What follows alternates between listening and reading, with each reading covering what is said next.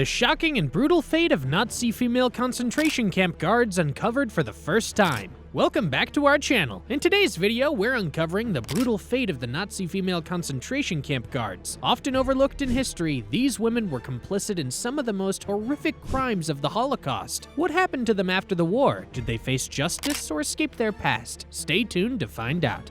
The atrocities committed during the Holocaust remain some of the most horrific crimes in human history, and the role of Nazi concentration camp guards in these crimes is well documented. While much of the focus tends to be on the male officers, soldiers, and SS commanders, an equally chilling chapter in this dark history involves the women who served as concentration camp guards. Known as Aufseherinnen, these women played a pivotal role in overseeing the daily operations of the camps, where millions of innocent people were subjected to unimaginable cruelty. After the war, their fate varied. Some faced punishment, others slipped into obscurity, and some even managed to escape justice altogether.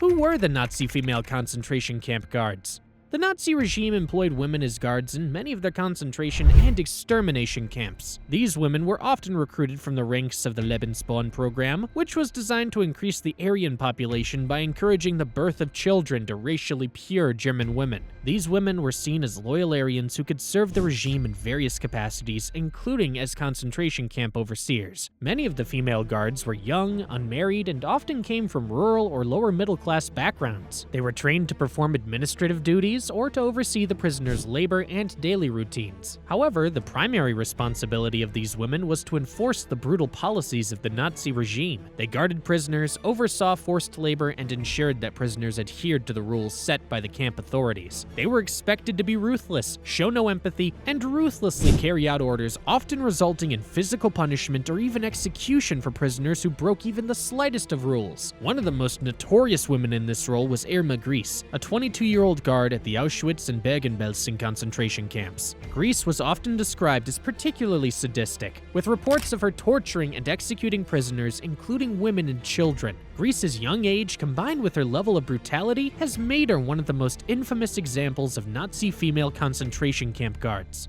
The post-war fate of Nazi female guards.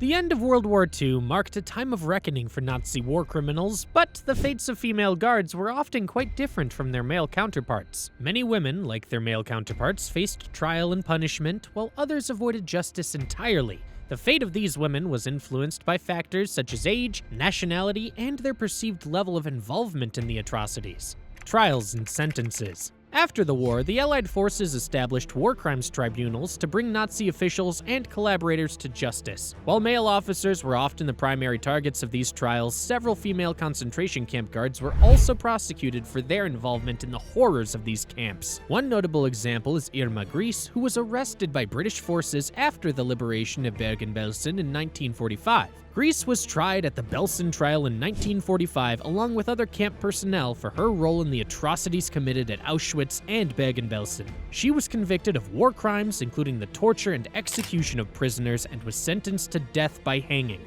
Irma Gries was executed in December 1945 at the age of 22. Her execution, while controversial, was seen as a symbol of justice for the millions who'd suffered at the hands of Nazi officials. Other female guards were also put on trial. For instance, Herta Broth, a guard at Ravensbrück concentration camp, was convicted of mistreatment of prisoners and sentenced to 10 years in prison. However, she was released early in 1952 due to political reasons and was allowed to resume a normal life. This leniency was not uncommon. Many women who were put on trial faced relatively light sentences compared to their male counterparts. Escaping justice. While some female guards were punished for their crimes, many others managed to evade justice. A combination of factors, such as the fact that many women were seen as less guilty than the men, as well as the difficulty of investigating war crimes in the chaos that followed the war, meant that many were never held accountable. Some of the female guards went into hiding immediately after the war, aided by sympathetic friends, family, or local communities who were reluctant to bring them to justice. A number of former guards successfully reinvented themselves, starting new lives in other countries. Some even found refuge in places such as South America, where the lack of extradition treaties allowed them to escape prosecution. Countries like Argentina became havens for Nazi war criminals, and some of the female guards made their way there, where they lived undetected for many years. Others blended into society in post-war Germany, where their pasts were often ignored or downplayed. One infamous example of a woman who evaded justice is Elisabeth Volkenrath, a senior SS supervisor at Auschwitz who was responsible for organizing the transportation of prisoners to the gas chambers. She was arrested after the war, but was later released, and there were even accounts that suggest she lived in relative obscurity until her death in 1980. The question of gender and accountability. One of the most controversial aspects of the post-war treatment of Nazi female concentration camp guards is the question of gender. While the war crimes trials, such as the Nuremberg trials, were focused primarily on male perpetrators, the female guards were often treated with a degree of leniency. Some historians argue that the Allied forces and the post-war German authorities were more likely to view women in these roles as victims of Nazi ideology or mere followers of orders rather than active perpetrators of violence. Furthermore, the way women were perceived within Nazi ideology also played a role in this leniency. The Nazis often portrayed women as being more suited for roles as caregivers, mothers, and keepers of the home. As such, it was harder for some to conceptualize women actively participating in the brutalities of concentration camps. This perception sometimes translated into lesser sentences for women who were found guilty of war crimes, as they were often seen as less culpable than their male counterparts. Additionally, the traumatic and violent nature of their crimes made it difficult for many survivors to seek justice. Testimonies from survivors of the Holocaust, many of whom had been children at the time, often focused on the male guards and the male figures of authority within the camps, with the female guards sometimes being relegated to secondary roles in their memories. Legacy and historical remembrance.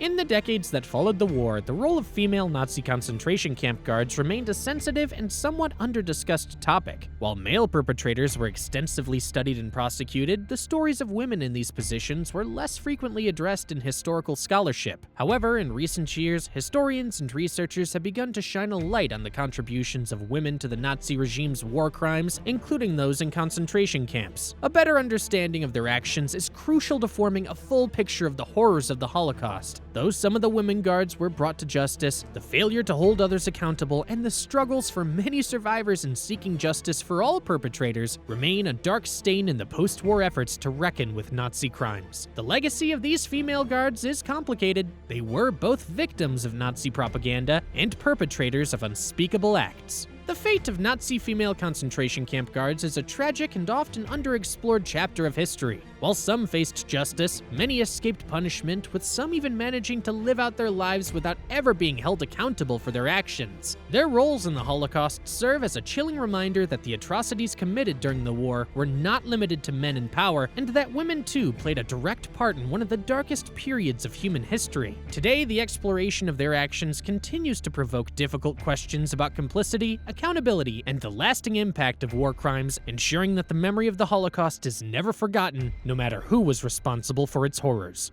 Thanks for watching, and remember, it's important to learn from history so we never repeat it. Don't forget to like, share, and subscribe for more in-depth videos. See you next time.